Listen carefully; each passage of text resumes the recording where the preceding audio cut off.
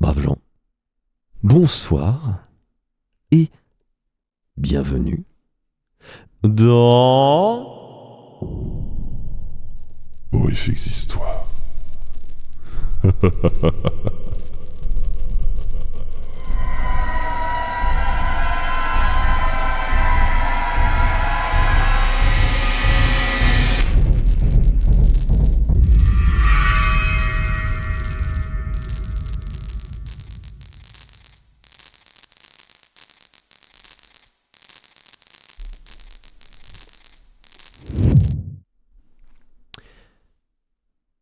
Ce soir, dans Horrifiques histoires, je vais vous lire Le chemin de la vallée inondée, une nouvelle de science-fiction, écrite par une autrice qui se fait appeler Diane.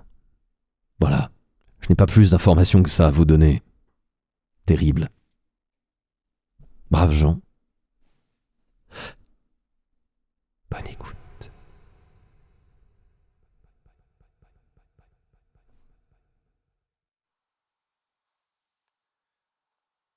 J'ai comme la sensation que quelque chose s'effondre à l'intérieur de moi.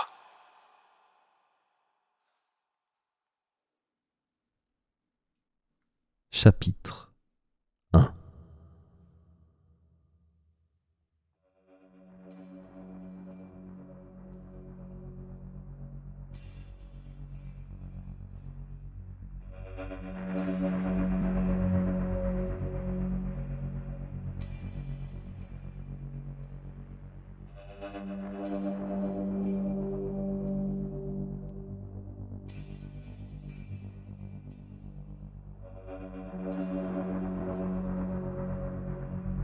Marina Kozlov se réveilla doucement de sa sieste dans la petite chambre bleue.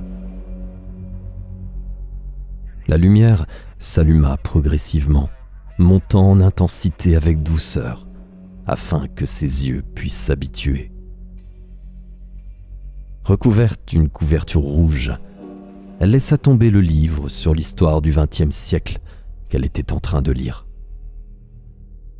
Elle démêla ses cheveux pour se débrancher et une fois levée, non sans vertige, regarda dans le grand écran les rêves enregistrés qu'elle avait faits.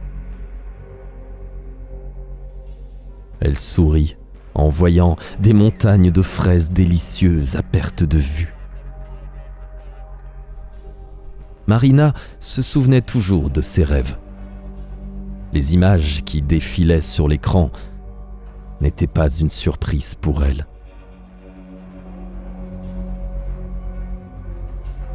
Elle décida de sauvegarder ce rêve en particulier, parce qu'il lui ouvrait l'appétit et qu'elle le trouvait amusant et attendrissant.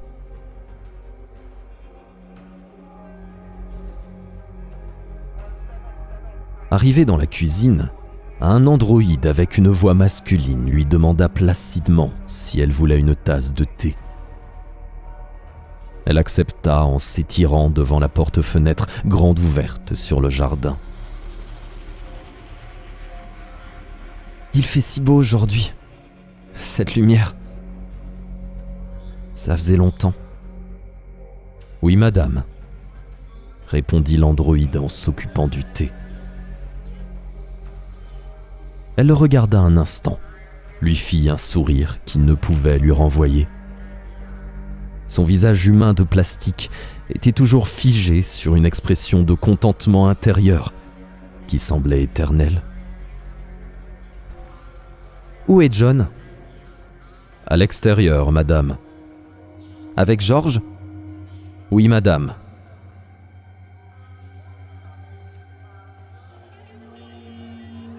La lumière du soleil était intense. La température était agréable, chaude sans être étouffante. Avant de chercher son mari, elle alla voir ses rosiers. Elle respira quelques fleurs en pensant à sa mère. Après quelques minutes, elle fit le tour de la maison et se dirigea vers la grande piscine. En tournant au coin, ne s'attendant pas à la scène qui s'installa devant ses yeux. Elle se figea sur place, glacée d'horreur.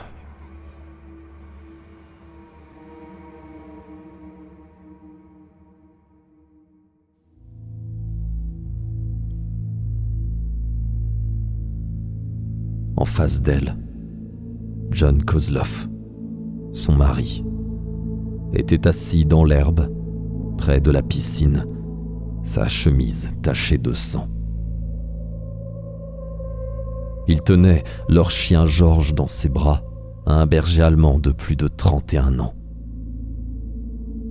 L'animal avait un trou dans la poitrine sur le côté droit, le sang frais coulait encore abondamment sur les jambes de John, qui pleurait.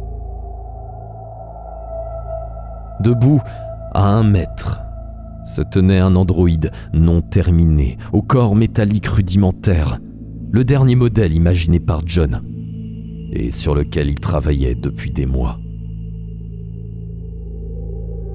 L'androïde regardait sa main ensanglantée de ses yeux anormalement interrogateurs. Il regarda Marina, qui fut encore plus troublée de son regard. Comme pour lui cacher qu'il l'avait observé avec attention, l'androïde utilisa des lentilles protectrices pour dissimuler ses yeux. Lentilles qu'il avait lui-même réclamées à John dans le processus de sa fabrication, lors d'une journée d'observation de soi dans plusieurs grands miroirs.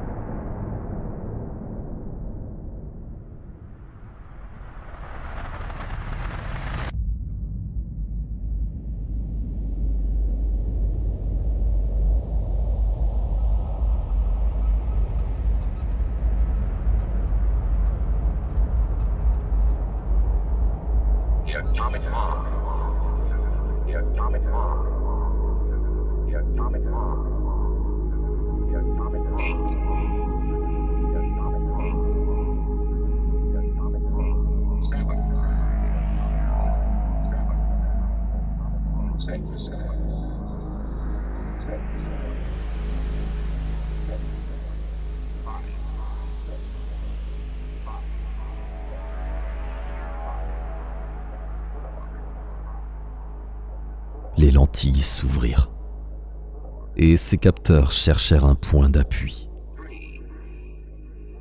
Il regarda John Kozlov, la mine grise et les yeux tristes. Branché à un mur par de multiples câbles qui ne lui laissaient aucune liberté de mouvement, l'androïde demanda pourquoi cela faisait visiblement plusieurs jours qu'il n'avait pas été mis en fonction.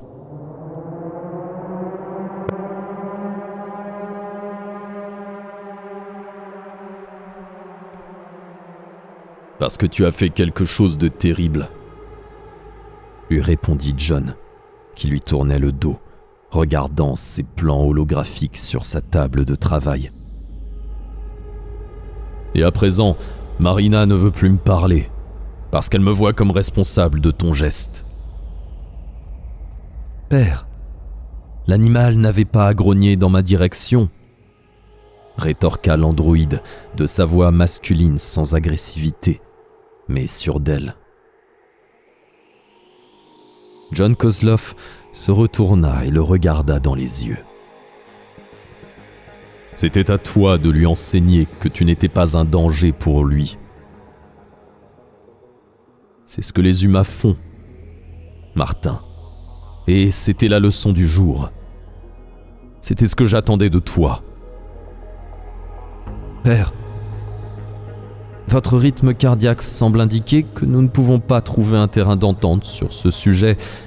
Et vu l'état de fatigue physique et morale dans lequel vous vous trouvez, je ne peux argumenter en ma faveur sans que cela ne vous mette davantage en colère et en détresse vis-à-vis de la situation et de ma personne.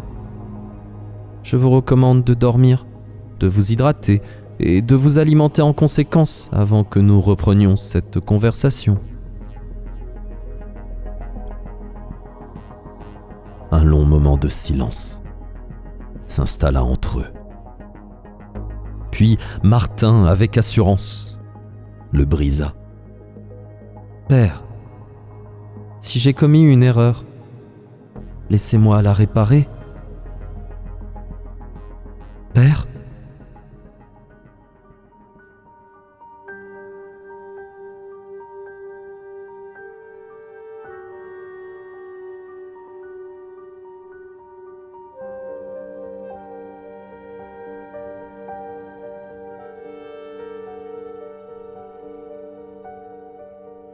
À l'aide d'un câble en or, John relia le port qui se trouvait dans son crâne au-dessus de son oreille à celui de son écran.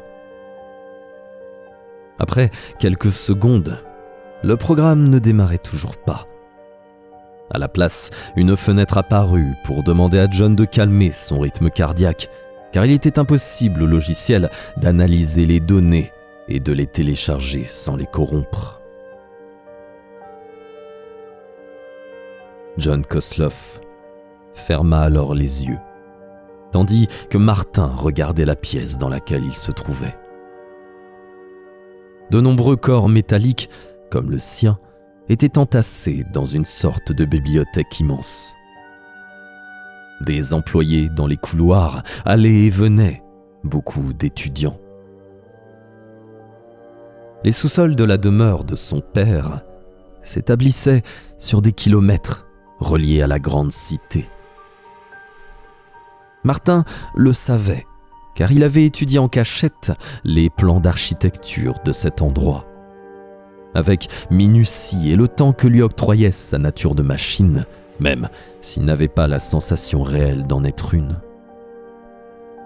À vrai dire, Martin était le prototype des futurs robots intelligents, car les précédentes générations, qu'on avait également appelées robots intelligents, ne l'étaient en rien comparé à ses aptitudes de choisir et d'analyser les données qui s'offraient à lui. L'intelligence qu'on avait arbitrairement octroyée aux antiques machines de son genre, à ses ancêtres, tenait au fait qu'elles répondaient aux ordres donnés sans chercher à les discuter. John avait cherché toute sa vie à créer une machine avec qui un échange relationnel était possible. Délier l'étrange confusion entre l'obéissance et la liberté de choisir qui avait toujours révolté Kosloff.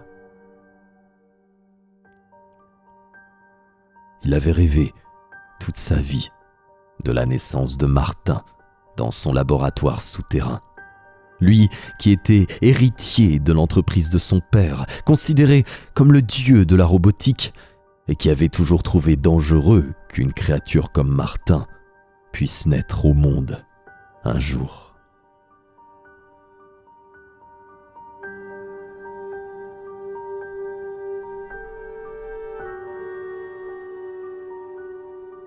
En se concentrant sur sa respiration, John se souvint de la première fois où Martin choisit son prénom avec lui.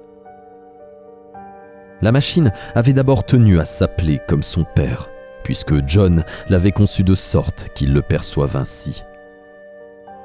Mais en regardant une liste de prénoms, Martin s'était attaché immédiatement à celui qu'il portait désormais, et John n'en fut que plus surpris et enthousiaste. Il avait écrit sur une note. La machine, après s'être identifiée au programme que je lui ai transmis, a tenu à se différencier de celui-ci par instinct, par une sorte d'impulsion virtuelle, bien vivante et soudaine. Ceci est comparable à un comportement humain face à deux idées contradictoires tout à fait basiques. Un jour, peut-être verrai-je Martin comme un enfant dont j'ai la responsabilité. Peut-être même ressentirai-je de l'affection pour lui. Cette idée est complètement déraisonnable. Mais je la sens se dessiner à l'horizon. Comme si elle avait sa propre volonté, sa propre force d'inertie, sa propre soif d'existence. Je suis terrifié.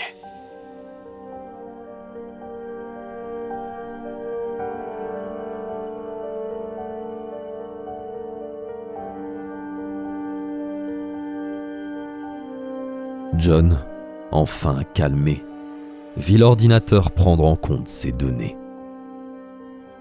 « Père, s'il vous plaît, ne m'ignorez pas », continuait Martin, très calmement, avec une pointe de crainte dans la voix. John n'en fut que plus troublé. En tremblant un peu, il se débrancha pour se retourner et faire face à sa machine. Martin plongea ses yeux réalistes dans les siens. Il l'implora une dernière fois de ne pas le mettre hors fonction, de sa voix très sereine mais empreinte d'une frayeur bien réelle, qui n'était perceptible que par John.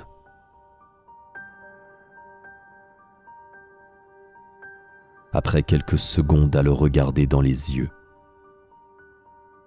Kozlov appuya sur l'écran pour éteindre Martin. Pour toujours, pensa-t-il.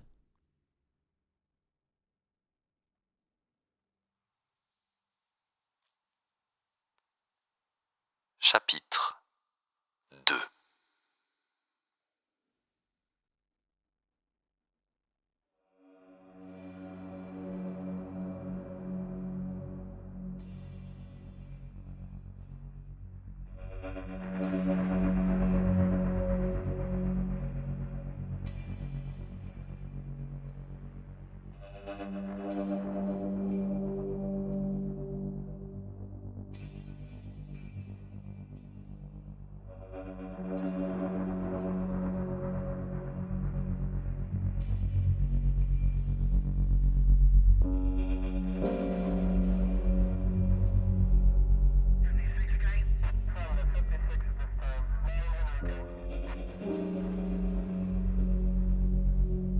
Martin ouvrit les yeux et vit Marina Kozlov en face de lui.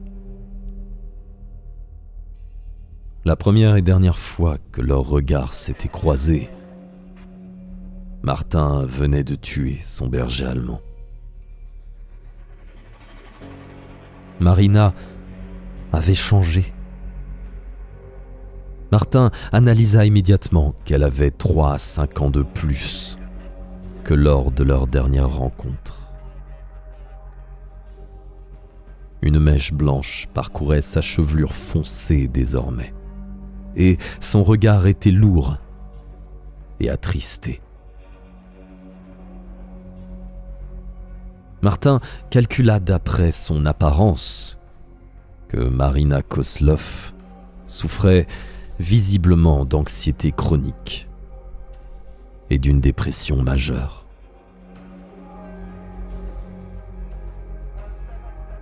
« Bonjour », dit-elle avec une sorte de grimace sur le visage. « Bonjour », répondit Martin. « Je suis Marina Kozlov, la femme de John. »« Père, puis-je vous demander où il est ?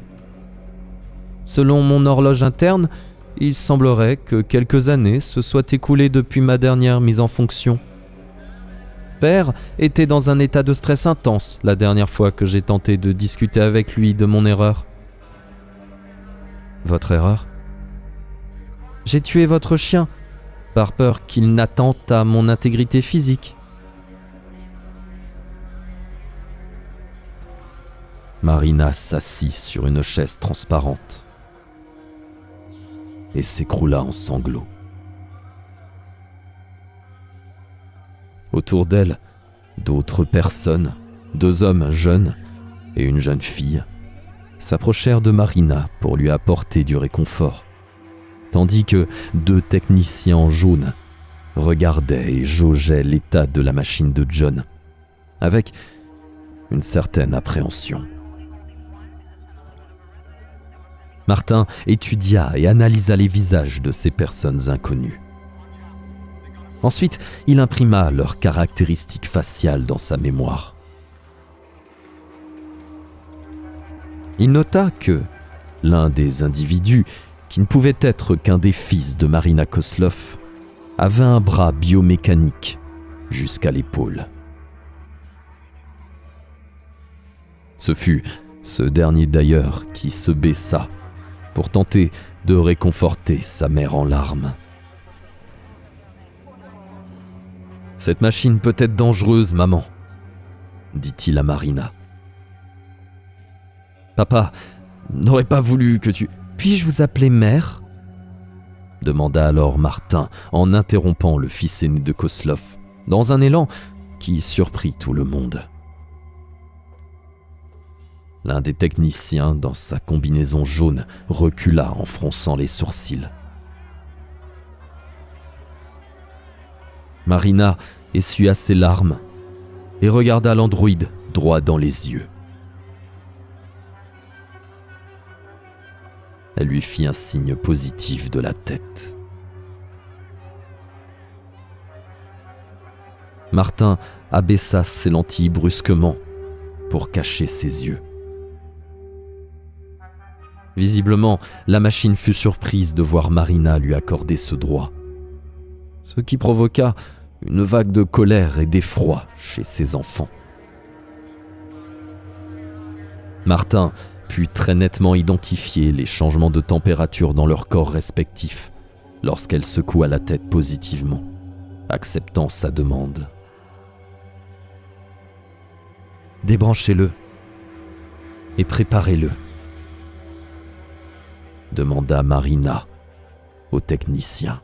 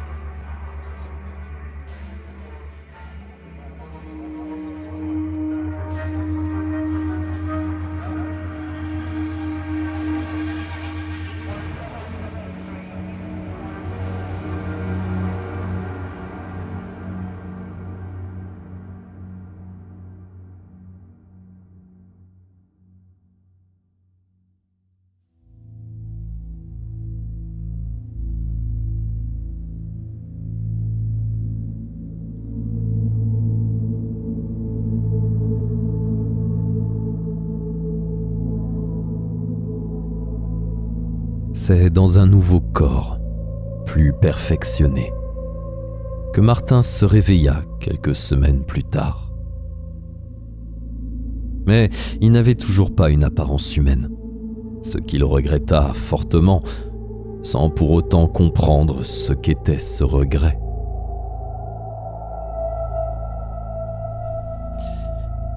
Il fut amené par Phil, l'assistant de Marina, dans la demeure des Koslov, construite au-dessus du centre robotique. Martin n'aimait pas la sensation de cet ascenseur ultra rapide qui s'ouvrait directement dans la cuisine. La pièce n'avait pas changé depuis la dernière fois qu'il l'avait vue et traversée avec John et le chien.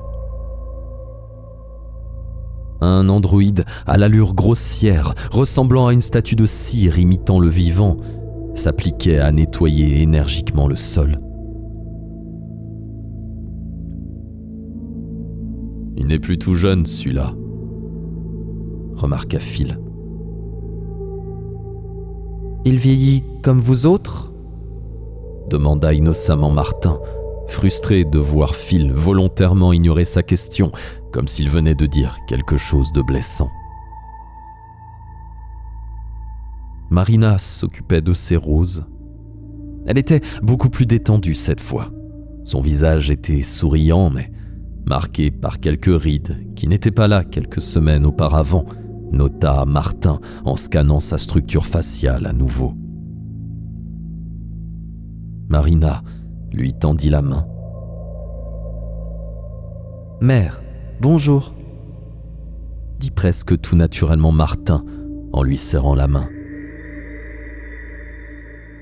Allons nous promener. Tu veux bien, Martin ?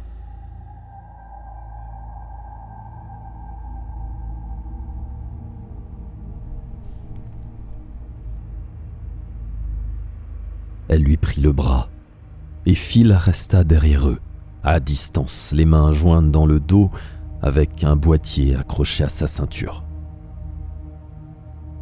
Ils marchèrent derrière la villa. N'y avait-il pas là une piscine auparavant ? Oui, je l'ai fait enlever puisque je ne me baignais plus. Martin, je voudrais que l'on parle de John. J'ai remarqué son absence. J'attendais que vous me transmettiez des données à son sujet. Je n'ai pas de données, justement, à te fournir sur John, sur ton père. Ces dernières années, notre mariage s'est considérablement dégradé. Par ma faute ? En partie, répondit Marina en baissant les yeux. Une toute petite partie, dit-elle en s'arrêtant pour lui faire face, en mettant ses mains sur ses hautes épaules en métal. Tu n'as pas été la source de nos problèmes, tu comprends ?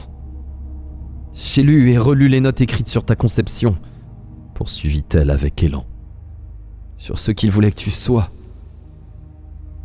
Il voulait que tu sois en vie, Martin, tel que tu es, rien d'autre. C'est pour cela que je t'ai remis en fonction. Pendant des années alors que je ne voulais plus entendre parler de toi, quelque chose en moi a empêché ta destruction totale. Martin analysa qu'il était probable à 85% que Mère se mette à pleurer à la fin de son propos. Il déduisit également qu'elle lui disait la vérité sans chercher à en cacher la moindre partie. Comme touché par ces paroles, il tenta d'abaisser ses lentilles pour cacher ses yeux. Mais ne put le faire. Marina avait fait ôter le système de lentilles protectrices des yeux de son nouveau corps, composé de cet alliage virtuellement indestructible. Après avoir ressemblé auparavant à une grosse boîte rudimentaire sur 2 tubes de métal, Martin avait désormais l'aspect d'un corps humain bien construit, à qui on aurait ôté toute la peau, les muscles et les chairs à vif. Le regard de l'androïde sembla s'alourdir de tristesse lorsqu'il comprit qu'il ne pouvait plus utiliser cette fonction. Vous et Père, vous vous êtes séparés, en partie par ma faute. Non, il est parti un jour de colère sur Mercure, envoyé par la Convention pour tenter de guider une armée d'androïdes combattant contre des insurgés d'origine inconnue. Ils n'ont plus de nouvelles de la base depuis un violent combat et je crois que John n'y a pas survécu. Je voudrais t'y envoyer. Je voudrais que tu me ramènes son corps. Je voudrais que tu me ramènes le corps de ton père ici, que je puisse accomplir ses dernières volontés concernant sa dépouille.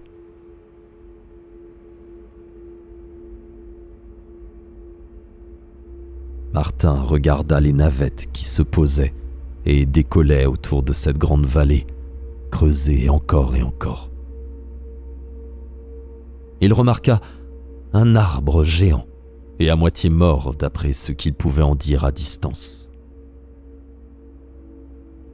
Marina essuya ses larmes et regarda à son tour la vallée et les travaux effectués à l'intérieur. Ils vont l'inonder dans quelque temps, dit-elle alors, d'une voix presque éteinte. Martin se tourna vers elle et demanda placidement, mais avec volonté. « Mère, puis-je partir demain pour effectuer cette mission ?» Marina lui répondit par un sourire. Elle s'accrocha à nouveau à son bras pour effectuer la promenade en sens inverse. « Viens, allons voir mes roses. »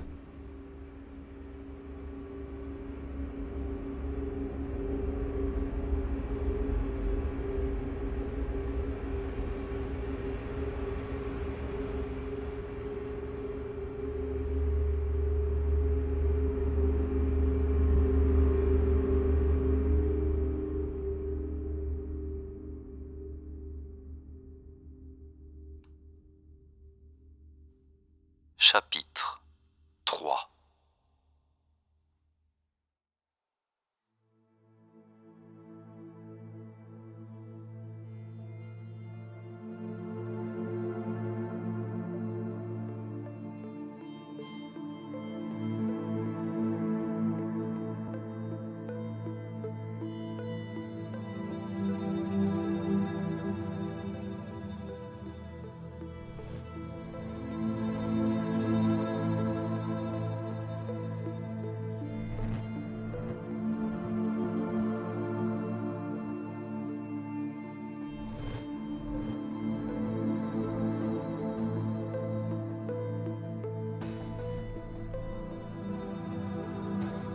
Trois ans plus tard, la capsule de Martin, en mauvais état, éclata la magnétosphère en ligne droite et s'écrasa un beau matin dans l'océan.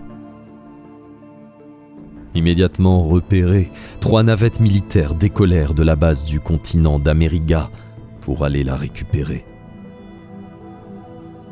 À son bord, ils découvrirent Martin, avec un bras en moins mais en état de marche, et enveloppé dans un linceul blanc, le cadavre momifié de son père, John Kosloff.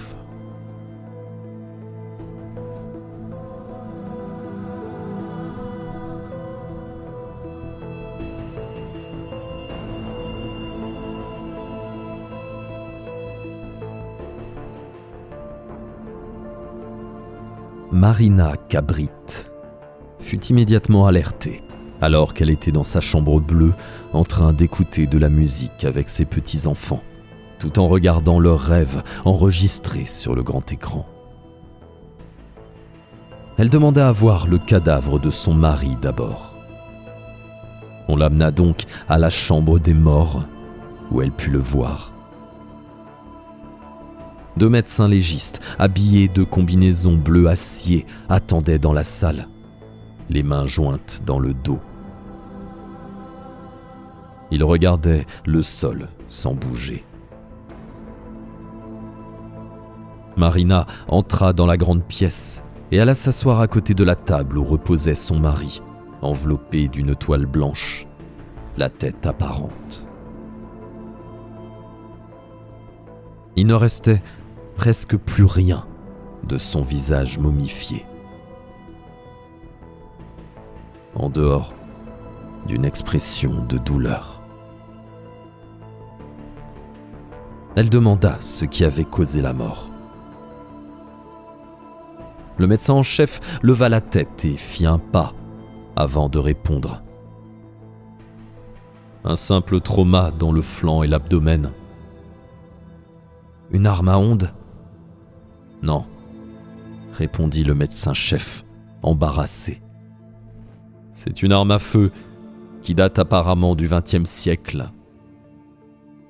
L'androïde sait ce qu'il s'est passé là-bas. L'ordre le soupçonne d'avoir contribué à la mort de M. Kosloff.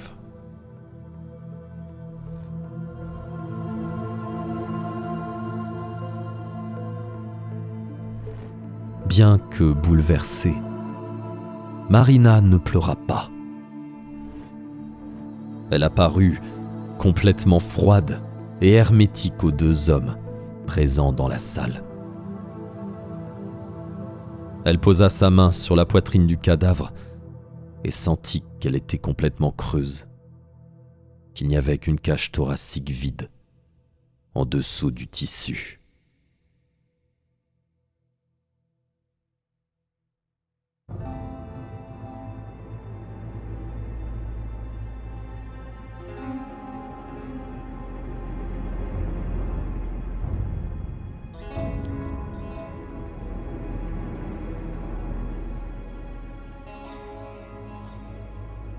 Au centre de l'ordre bleu, Marina arriva dans l'intention de faire libérer Martin, interrogé par l'ordonné Andrews et l'ordonné Charles. Relié à de multiples pods et ordinateurs, Martin était assis dans l'éclat dans lequel il avait été trouvé, et son regard s'illumina lorsque Marina, accompagnée de son assistant, demandèrent à le voir. L'ordonné Charles trouva étrange la lueur qu'il vit s'allumer dans les yeux du robot. Et Martin, qui remarqua qu'il avait vu cela, reprit donc l'attitude qui était attendue de lui. Marina entra dans la pièce, faite de murs translucides, et sourit en voyant Martin. Les ordonnés demandèrent à Marina Cabrit d'attendre encore dehors quelques minutes.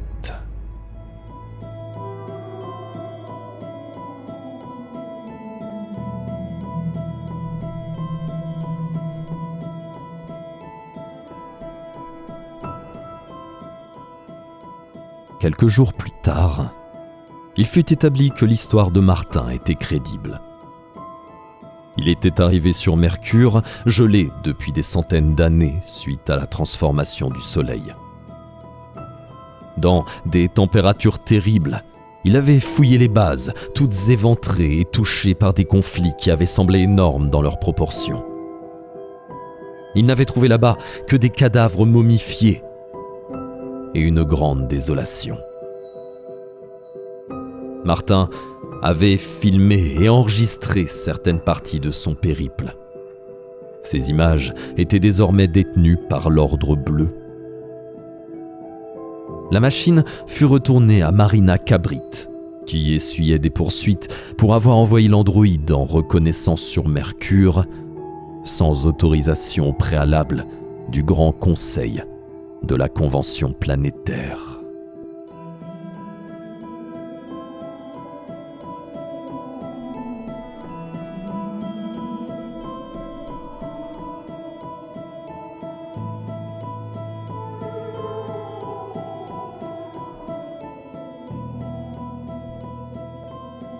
Une nuit, debout, branché dans sa station de recharge contre le mur, les yeux grands ouverts, Martin rêva de son père.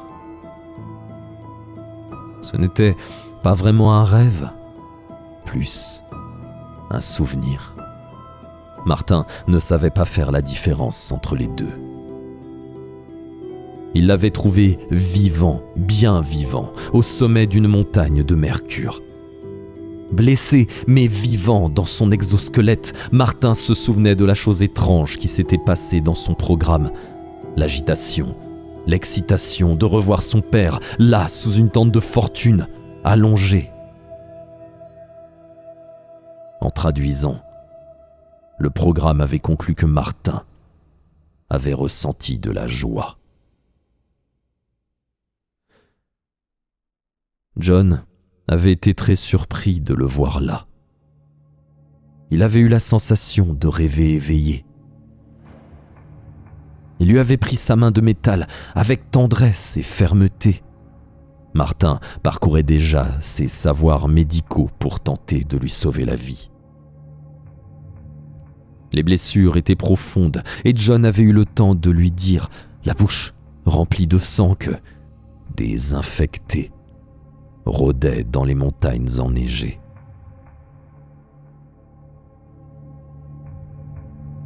John était mort en souriant au robot et en caressant son visage froid, le barbouillant de son sang. Martin tenta une réanimation cardiaque basique, sans succès. Il découvrit les trous rouges dans l'abdomen de son père et se rappela le jour où il avait tué Georges, le berger allemand de la famille Kozlov.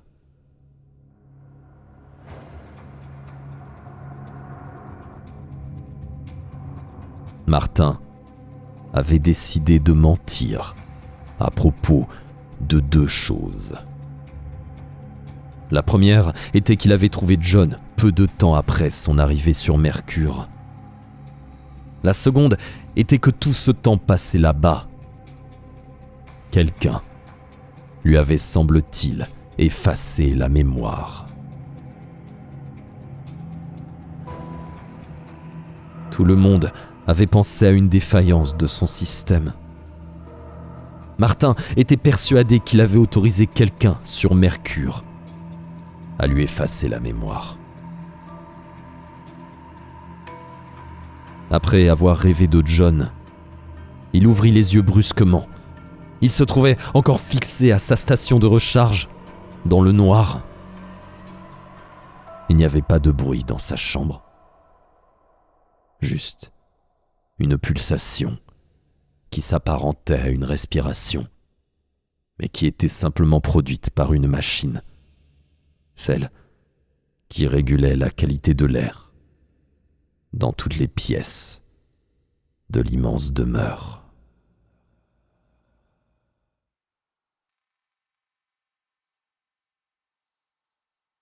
Épilogue.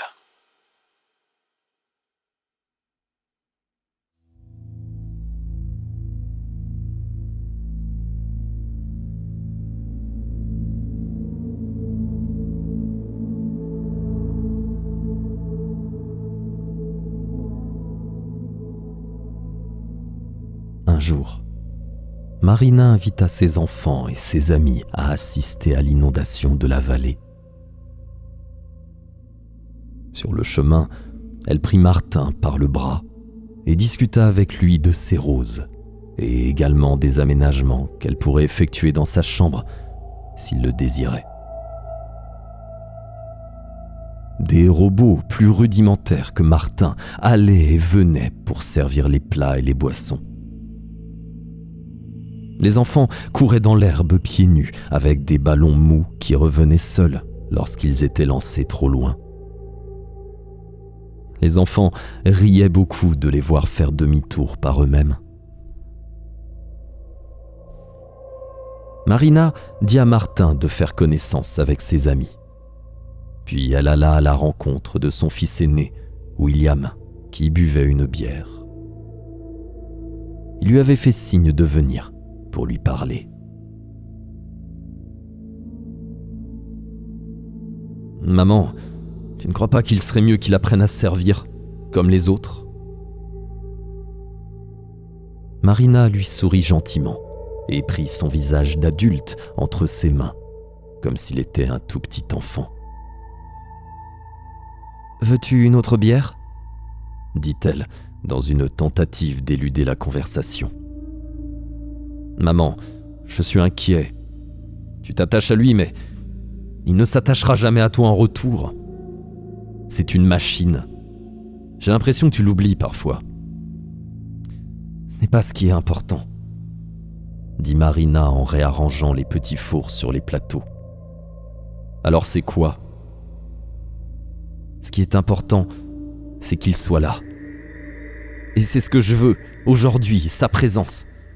Et c'est ce que voulait ton père. Il voulait qu'il existe. Peut-être qu'il a juste appris à paraître autonome et à ressentir des choses, à mimer nos sentiments, nos émotions, dans un quelconque programme initié par John. Ce n'est pas ce qui m'importe, pour te dire la vérité. Ce qui m'importe, c'est juste qu'il soit là. C'est mon besoin. Martin est la seule chose qui reste du génie de ton père. Et ça compte pour moi. Autant que tu sois là avec tes enfants, ton frère, ta sœur et nos amis. Sois un amour et va apporter une limonade à ta sœur. Regarde, elle secoue la bouteille à distance en souriant parce qu'elle n'a pas envie de bouger de son transat.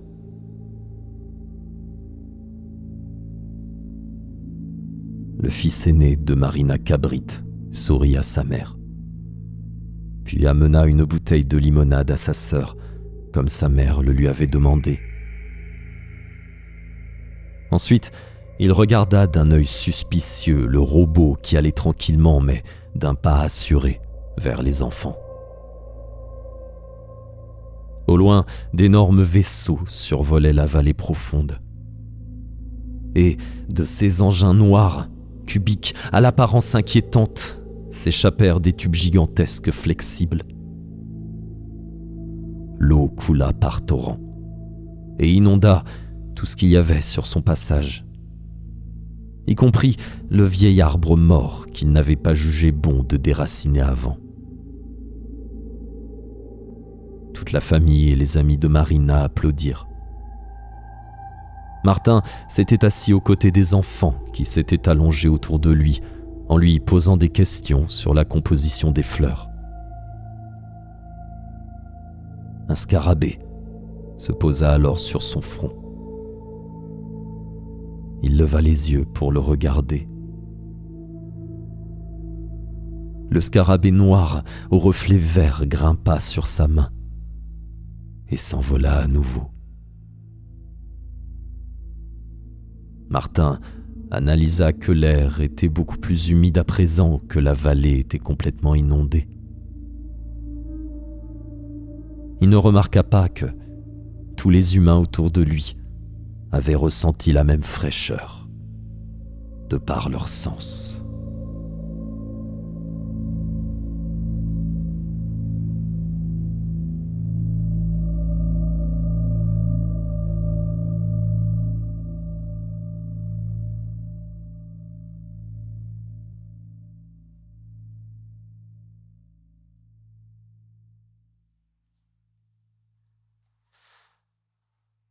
« 60 ans plus tard. »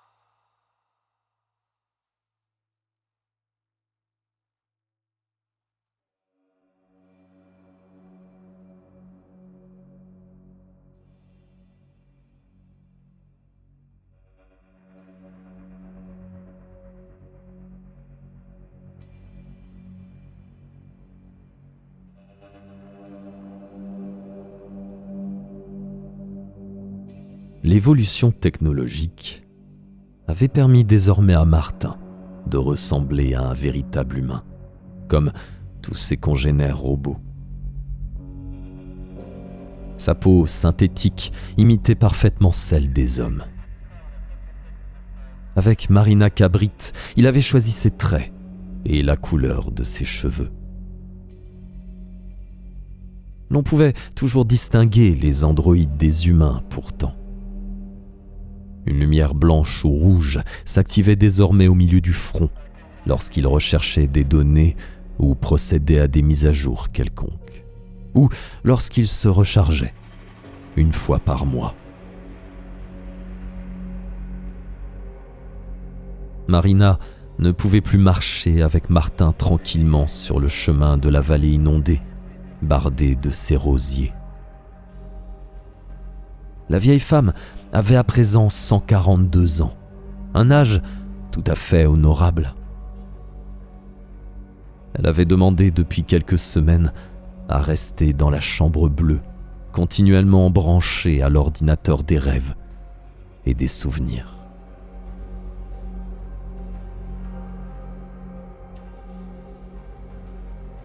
Martin n'avait jamais révélé à Marina qu'il avait découvert John vivant pendant une dizaine de minutes, ni même qu'il avait passé plusieurs années sur Mercure, sans se rappeler pourquoi.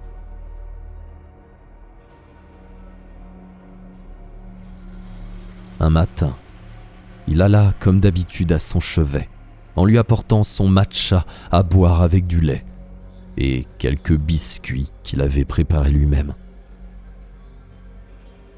Les anciens androïdes au service ménager de la demeure avaient rendu l'âme une semaine après l'inondation de la vallée. Martin s'était proposé de devenir le maître de maison en remplacement. Marina, après quelques jours de réflexion, avait accepté.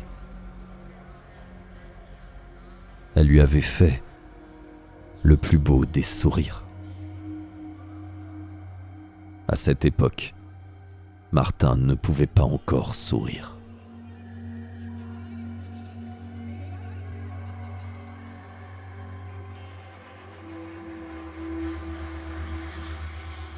Il le pouvait désormais. Et chaque matin, Marina aimait le voir arriver avec un sourire sur son visage. « Mon ami, tu m'apportes des biscuits à quel parfum ce matin ?» demanda-t-elle d'une voix rocailleuse et fragile. À la noix de coco, mère.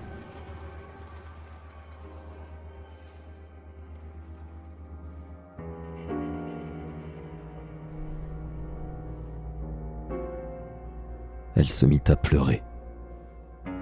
Et Martin posa le plateau, puis s'agenouilla à son chevet. Il lui serra la main. Les mains de Martin étaient chaudes, imitant la chaleur humaine.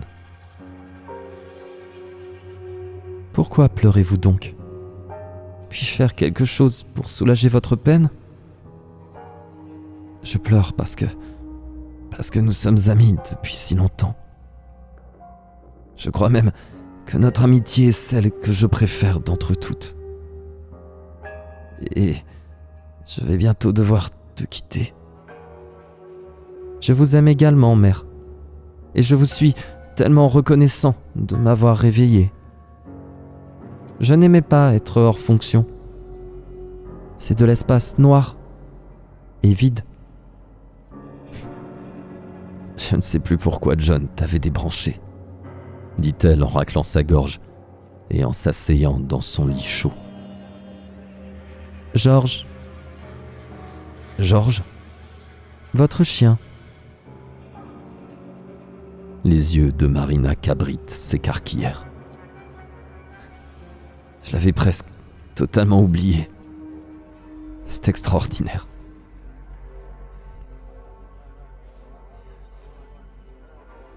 Elle mangea 2 biscuits et but son lait au matcha. Avant de s'endormir paisiblement, après avoir été bordée par l'androïde, elle lui caressa le visage en lui disant merci, juste avant de fermer les yeux. « Je tombe de sommeil, » dit-elle en murmurant. Martin regarda l'écran et vit de quoi elle rêvait. D'une petite fille blonde qui jouait au milieu de centaines d'insectes divers dans une sorte de parc rempli de lumière.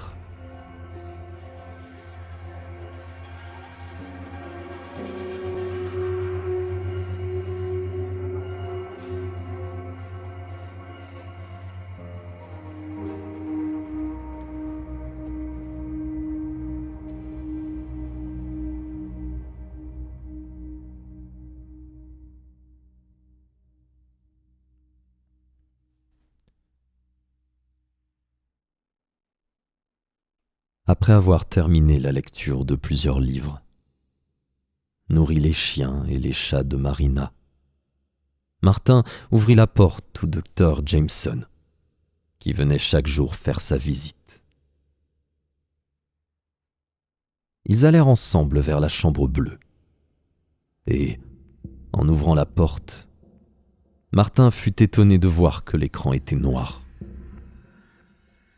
Normalement, il diffusait toujours quelque chose quand un être humain y était branché. Toujours. Le docteur Jameson prit le pouls de la vieille femme et se retourna vers Martin, en secouant la tête négativement.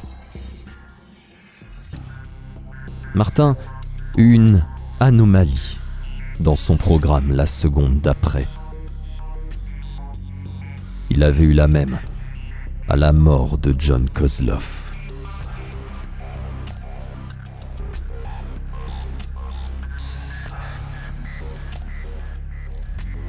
En attendant l'arrivée de toute la famille, le robot marcha vers les rosiers de Marina Cabrit. Il caressa quelques fleurs. Puis il emprunta le chemin de la vallée inondée, qui était un lac immense désormais. Mais le chemin portait toujours ce nom spécifique. Au bord de l'eau, qui reflétait la lumière de ce soleil artificiel créé par l'homme, Martin essayait de se concentrer, tandis que son programme l'alertait de l'anomalie encore et encore. L'arbre mort plongé dans l'eau était visible à la surface par transparence. Il ne sortait pas des flots, mais en caressait visiblement l'espoir.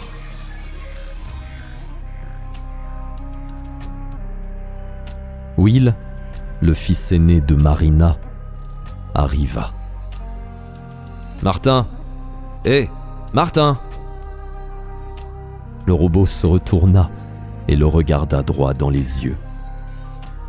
Interloqué, l'homme au bras mécanique se rappela les nombreuses fois où sa mère avait pris la défense de la machine, et à quel point il avait été jaloux de cela. Martin, la tête basse, arriva à sa hauteur. Le visage serein, il remarqua les yeux rouges du fils de Marina. « Vous avez pleuré ? » ?»« Oui, bien sûr. »« J'aimerais vous dire à quel point je comprends votre peine, monsieur. Votre mère était extraordinaire. » « Merci, Martin. Je suis encore un peu sous le choc. »« Que va-t-il advenir de moi ? Mère était ma seule famille. J'ai comme la sensation que quelque chose s'effondre à l'intérieur de moi. » Après quelques secondes, spontanément, Will, qui n'avait jamais cessé d'être méfiant et jaloux de Martin, posa sa main biomécanique sur l'épaule de l'androïde et lui dit, plein de compassion: « Tu vas rester avec ma famille et moi maintenant. Après tout, nous sommes comme des frères. »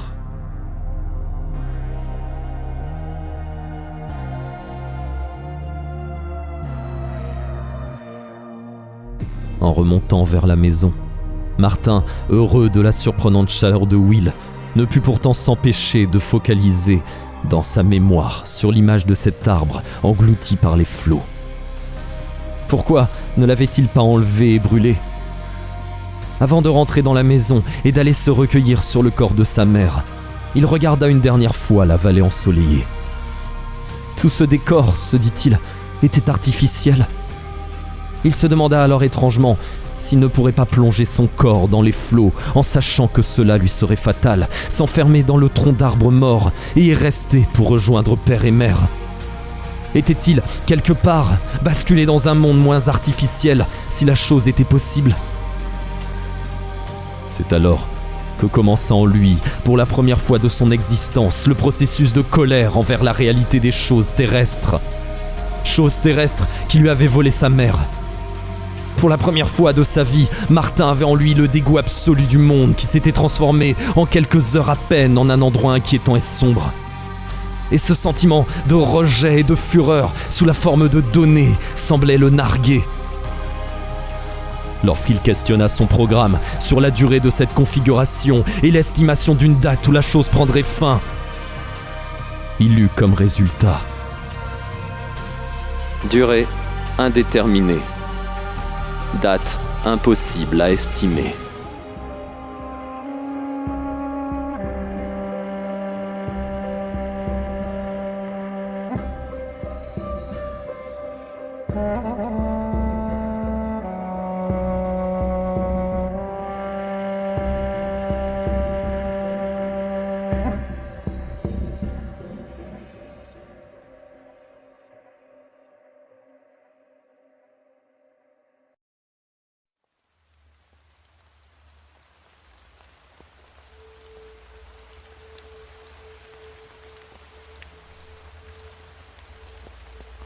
Et c'est une fin d'histoire.